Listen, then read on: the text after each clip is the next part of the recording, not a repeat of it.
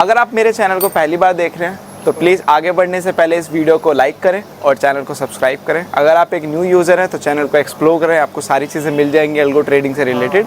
और अगर आप पहले एग्जिस्टिंग यूज़र हैं तो डेफिनेटली आपको पता ही होगा कि यहाँ पे सिर्फ अल्गो ट्रेडिंग की बातें की जाती हैं। तो बस आगे बढ़ने से पहले प्लीज़ लाइक करें, शेयर करें एंड सब्सक्राइब करें। चलिए इस वीडियो को पूरा देखिए।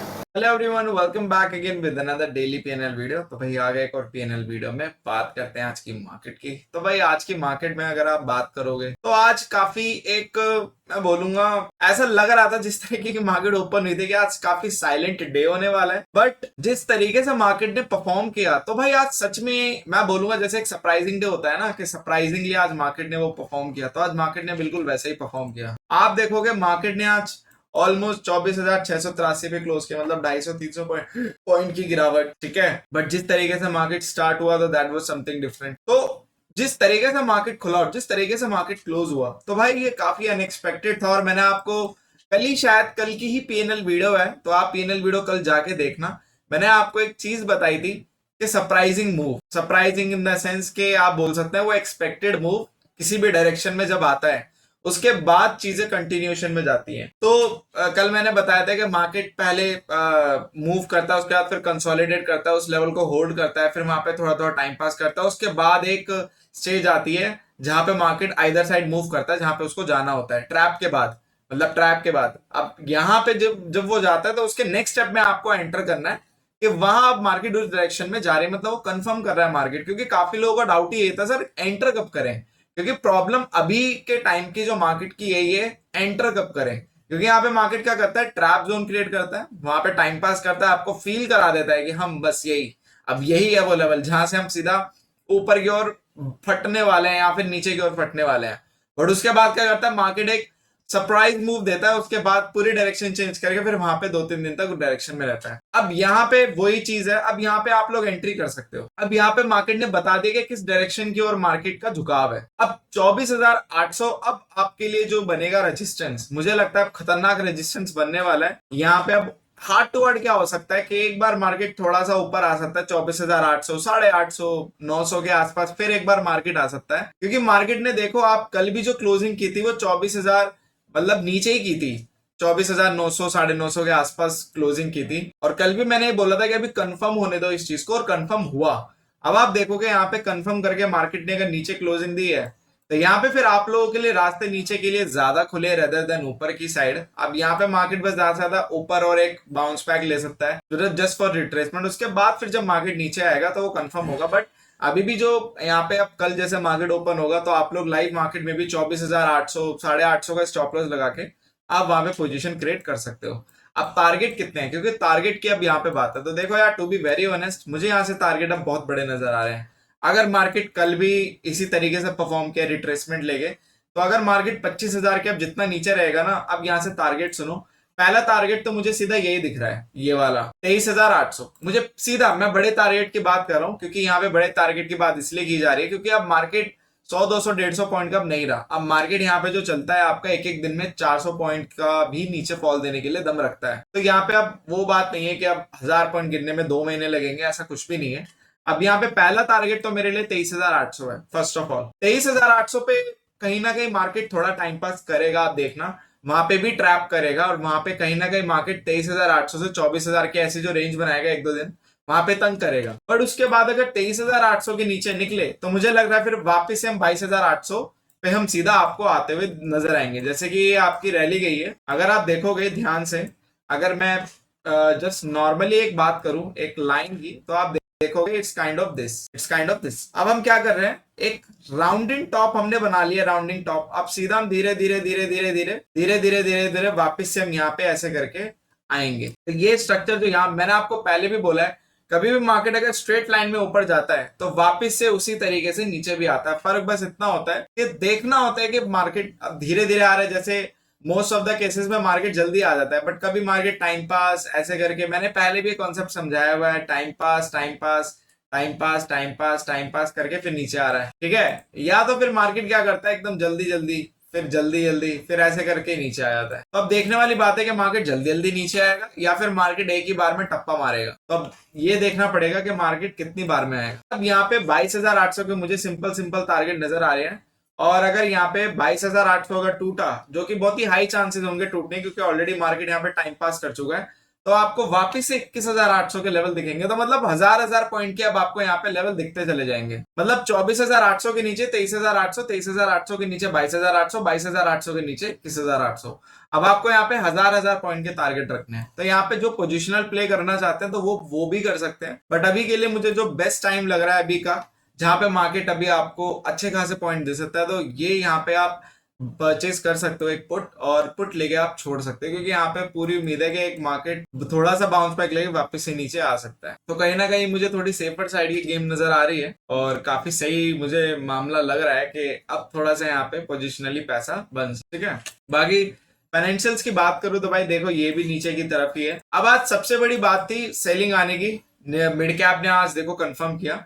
हालांकि मिड कैप अगर आप ध्यान से देखोगे सबसे ज्यादा गिरा ही मिड कैप है, आप एक 1.5% के आसपास गिरा। तो मिड कैप जब भी अपनी एक पोजीशन कंफर्म करता है ऊपर या नीचे, तो आपको उसी डायरेक्शन में एक अच्छा मूव देखने को जरूर मिलता है। और मिड कैप अगर नीचे आ रहा है तो भाई मिड कैप के लिए पहला टारगेट तो 12,300 के आसपास है, उसके बाद फिर सीधा 12,000। तो मतलब यहाँ से 500-600 पॉइंट की गिरावट मिड कैप के लिए रखी हुई नजर आ रही है, जहां पे मिड कैप सीधा सीधा मुझे यहाँ पे दिख रहा है 500-550 पॉइंट नीचे। ठीक है, सेंसेक्स की तो आज एक्सपायरी थी, इसी वजह से अगर नहीं भी होता आज एक्सपायरी तब भी इसको गिराना या चढ़ाना होता ही है, क्योंकि आपको पता है एक्सपायरी वाले दिन कुछ ना कुछ ये लोग अनयूजुअल करते हैं, या तो बिल्कुल मार्केट साइडवेज कर देते हैं, या तो वन साइडेड मूव दे देते हैं। तो इसका तो हाल ये था, और वैसे भी मिड कैप आज गिर रहा था तो इसका भी गिरना यूजुअल था ही। ठीक है, अब गिरा भी कितना, ऑलमोस्ट 800, मतलब 1% तो नॉर्मल है। अब तो ऐसा कुछ रह नहीं गया मार्केट के लिए। अब तो मुझे मार्केट को देख के ऐसा लगता है समटाइम्स कि वो क्या ही दिन थे जब हम 50-60 पॉइंट में हम बोलते थे कि आज मार्केट ने काफी अच्छा मूव किया। मतलब मुझे नॉस्टैल्जिया होता है ये बोलते हुए कि यार मार्केट ने आज 60 पॉइंट मूव किया। और जिस दिन मार्केट 150-100 पॉइंट मूव करता था ना, ओ माय गॉड, उस दिन तो ऐसा लगता था आज मार्केट ने 100 पॉइंट मूव किया। और 150-200 पॉइंट जब मूव करता था महीनों के बाद, तो सीधा एक ही थंबनेल में देखता था फिर सारे यूट्यूबर्स का, मार्केट क्रैश। अब तो भाई मतलब नॉस्टैल्जिया में, अब तो मुझे नॉस्टैल्जिया हो जाता है इसको देखकर कि मार्केट 250-300 पॉइंट गिर गया। अब तो नॉर्मल है भाई। ठीक है, तो ठीक है, अब यहाँ पे बात करते हैं पोर्टफोलियो की। तो यहाँ पे पोर्टफोलियो में आज था लॉस, क्योंकि आज लॉस होने का रीजन सिर्फ एक ही था, क्योंकि जिस तरीके से आज मार्केट वन साइडेड नीचे निकली। तो यहाँ पे जैसे कि मैंने आपको पहले बताया कि पहले जो हमारी स्ट्रेटेजी थी जिस बेस पे हम कर रहे थे, तो मैंने उसका रिवर्स किया है। तो अगर वो पहले वाली, अगर हम ट्यूसडे वाली स्ट्रेटेजी फॉलो कर रहे होते तो आज हमें यही नंबर ग्रीन में दिख रहा होता। बट वही वाली बात थी कि उसमें कोई फायदा है नहीं, क्योंकि वहां पे हम ज्यादातर ट्यूसडे हमारे रेड में जा रहे थे, और हमारे ट्यूसडे ज्यादातर रेड में जा रहे थे, और ग्रीन में तो एक दो ही आ रहा था, क्योंकि वो वर्क नहीं कर रहा है इस ईयर। पिछले साल वो अच्छा वर्क कर रहा था, तो मैंने यहाँ पे उसमें फिर कुछ चेंजेस किए, कुछ ट्विस्ट एंड टर्न्स किए, और उसके बाद उसको अपोजिट किया। तो वहां पे फिर हमारे ट्यूसडे, अगर आप देखोगे बैक 2 या 3 ट्यूसडे हमारे पॉजिटिव गए, और ये ट्यूसडे हमारे रेड गया, तो इट्स एक्सपेक्टेड। तो ऐसा कुछ भी नहीं है, तो कुछ घबराने वाली बात है। बल्कि अगर 4 में से अगर हमारे 3 या 2 ट्यूसडे पॉजिटिव जा रहे हैं, तो मेरे हिसाब से वो ज्यादा बेटर है, रेदर देन कि 3 ट्यूसडे नेगेटिव जा रहे हैं और एक पॉजिटिव जा रहा है। तो ये एक वी कैन अफोर्ड, क्योंकि एक ट्यूसडे अगर हमारा नेगेटिव है, बाकी के हमारे अब अगर पॉजिटिव है, तो मेरे हिसाब से वो ज्यादा बेटर है। बट अगर आज की मार्केट, हालांकि अगर आप ग्राफ देखोगे तो ग्राफ में हम गए थे 2,500-3 हजार तक गए थे, बट उसके बाद आप देखोगे जो सडन मूव आया ना, उसके बाद वहां से प्रीमियम एकदम स्पाइक कर गए, और स्पाइक करने के बाद फिर वहां पे उनके स्टॉप लॉस हिट हो गए, फिर वो वहां पे साइड हो गए। तो कोई चक्कर नहीं है, मुझे नहीं लगता कि यहाँ पे कोई चक्कर है, क्योंकि इट्स फाइन। और अभी हमारा अभी एक ट्यूसडे और बाकी है, तो वहां पे आप देखते हैं कैसा परफॉर्म होता है। मुझे लगता है ट्यूसडे, क्योंकि मार्केट का मैंने आप देख लिया है कि इस साल में ना आपको थोड़ा बहुत एक स्टेप आगे जाना पड़ेगा। आपको इस साल एक स्टेप आगे जाना पड़ेगा, और आपको आगे सोचने का पड़ेगा। बाकी यस, अगला ट्यूसडे श्योर एंड श्योर मुझे पता है कि वो पॉजिटिव ही जाने वाला है, क्योंकि अब इतना तो अंदाजा हो चुका है, राइट। ये चीजें हैं, ठीक है। बाकी इस वीडियो के लिए इतना ही। और एक चीज और आज मैं इन्फॉर्म करूंगा कि अब जैसे कि अब आपको पता है कि जैसे ईयर ऑन ईयर हमारा एक एक महीना बढ़ रहा है, और यहाँ पे ऑलमोस्ट हमें 5 महीने हो गए। तो अभी जिस हिसाब से मार्केट परफॉर्म करे, से एक क्वेश्चन आया था मेरे को, काफी सही क्वेश्चन लगा था मुझे, कि सर इस ईयर बहुत सारी चीजें अनयूजुअल हुई हैं, और बहुत सारी ऐसी चीजें हुई हैं जो कभी देखी नहीं गई, और बहुत सारी चीजें ऐसी नई भी इंप्लीमेंट हुई है, तो इसका ट्रेडिंग जर्नी पे और मार्केट पे क्या इंपैक्ट पड़ेगा। तो मुझे काफी सही क्वेश्चन लगा। तो देखो यार, इसका ट्रेडिंग जर्नी पे, मार्केट जर्नी पे इम्पैक्ट तो तभी देखा जाएगा जब हम इसको प्ले ऑफ करेंगे, राइट। इसमें आप कैसे प्रिकॉशंस ले सकते हो, जैसे कि मैंने बहुत बारी मेंशन किया बट स्टिल वो दोबारा करूंगा कि इस साल की जो मार्केट है ना, अभी जो चल रहा है सिनेरियो, और जब से रूल्स चेंज हुए हैं 2024-20 नवंबर के बाद से जो रूल्स चेंजेस हुए हैं, तो मुझे लगता है कहीं ना कहीं ये साल एक हिट एंड ट्रायल वाला होने वाला है, जहां पे आप अपने सेटअप्स को बना के टेस्ट आउट करोगे कि इस वर्स्ट कंडीशन में आपका सेटअप कैसे परफॉर्म कर रहा है। अगर आपका सेटअप परफॉर्म कर रहा है, सरवाइव कर रहा है, तो मेरे हिसाब से काफी सही सेटअप है वो, क्योंकि अल्टीमेटली सेटअप का सरवाइव करना अभी के लिए मुझे लगता है ज्यादा मैंडेटरी है rather than to give profits, क्योंकि प्रॉफिट्स तो आपको आने ही है, वो उसका कोई पार्ट ही नहीं होता। हमेशा याद रखना, ट्रेडिंग जर्नी में सर्वाइवल आपको हमेशा पहला देखना होता है। अगर आप सर्वाइव कर पा रहे हो किसी भी टर्म्स ऑफ मार्केट में, तो डेफिनेटली वो आपका सेटअप भी अच्छा है और आपका वो साइकोलॉजी बना के भी रखता है। और इस तरीके के जो अभी चीजें हमने देखी, अनयूजुअल चीजें देखी, तो यार ये देखो, ये कोई पहली बार नहीं है, बट हाँ ये उस नजरिए से पहली बार है जहां पे बहुत सारी चीजें विजिबल है, जहां पे आप सब लोग वहां पे उस चीज को देख पाते हैं, फील कर पाते हैं, और मोस्ट इंपॉर्टेंट डेटा है अब हमारे पास कि भाई ये चीजें आज ऐसे परफॉर्म की, तो आप जाके देख सकते हो। तो इसको माइंड में रखो और इसको ध्यान में रखते हुए अपने सेटअप के साथ चेंजेस हमेशा करते रहो। हाँ, ये आपको हमेशा विजिबल होते हुए नजर नहीं आएंगे चेंजेस, क्योंकि ये ऐसे अनयूजुअल एक्टिविटीज आपको हर साल देखने को नहीं मिलेंगी कंटिन्यूस। ये आपको हमेशा 1 डेढ़ 2 साल में ऐसे सिनेरियो जनरेट होते हैं, तो उस केस में आप ये कर सकते हो कि आपको बस रेडी रहना है। अगर आप रेडी रहोगे तो डेफिनेटली वहां पे आपका सेटअप एटलीस्ट उस वर्स्ट कंडीशन में भी सरवाइव कर जाएगा। बाकी फोकस रखो फर्स्ट सर्वाइवल पे, सेकंड आप फोकस रखो अपने लॉस को आप कैसे लिमिट कर सकते हो, और थर्ड डिसिप्लिन पे, क्योंकि डिसिप्लिन अगर नहीं होगा ना तो आपको सेटअप पता ही नहीं चलेगा।